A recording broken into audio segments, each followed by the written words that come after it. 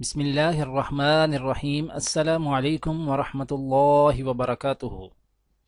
آج کی آیت سورۃ البقرہ، آیت نمبر 217۔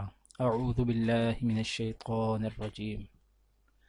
يسألونك عن الشهر الحرام قتال فيه قل قتال فيه كبير وصد عن سبيل الله وكفر به والمسجد الحرام وإخراج أهله منه أكبر عند الله والفتنة أكبر من القتل ولا يزالون يقاتلونكم حتى يردوكم عن دينكم إن استطاعوا ومن يرتدد منكم عن دينه فيمت وهو كافر فأولئك حبطت أعمالهم في الدنيا والآخرة وأولئك أصحاب النار هم فيها خالدون۔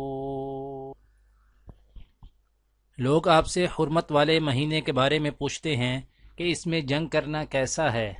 آپ کہہ دیجئے کہ اس میں جنگ کرنا بڑا گناہ ہے، مگر لوگوں کو اللہ کے راستے سے روکنا، اس کے خلاف کفر کی روش اختیار کرنا، مسجد حرام پر بندش لگانا اور اس کے باسیوں کو وہاں سے نکال باہر کرنا اللہ کے نزدیک زیادہ بڑا گناہ ہے، اور فتنہ قتل سے بھی زیادہ سنگین چیز ہے، اور یہ کافر تم لوگوں سے برابر جنگ کرتے رہیں گے یہاں تک کہ اگر ان کا بس چلے تو یہ تم کو تمہارا دین چھوڑنے پر آمادہ کر دیں، اور اگر تم میں سے کوئی شخص اپنا دین چھوڑ دے اور کافر ہونے کی حالت ہی میں مرے تو ایسے لوگوں کے اعمال دنیا اور آخرت دونوں میں اکارت ہو جائیں گے۔ ایسے لوگ دوزخ والے ہیں، وہ ہمیشہ اسی میں رہیں گے۔ آج کی دعا۔ وَنَطْمَعُ أَن يُدْخِلَنَا رَبُّنَا مَعَ الْقَوْمِ الصَّالِحِينَ۔ ہم اس بات کی خواہش رکھتے ہیں کہ ہمارا رب ہمیں صالح لوگوں میں شامل کرے۔ آج کی حدیث۔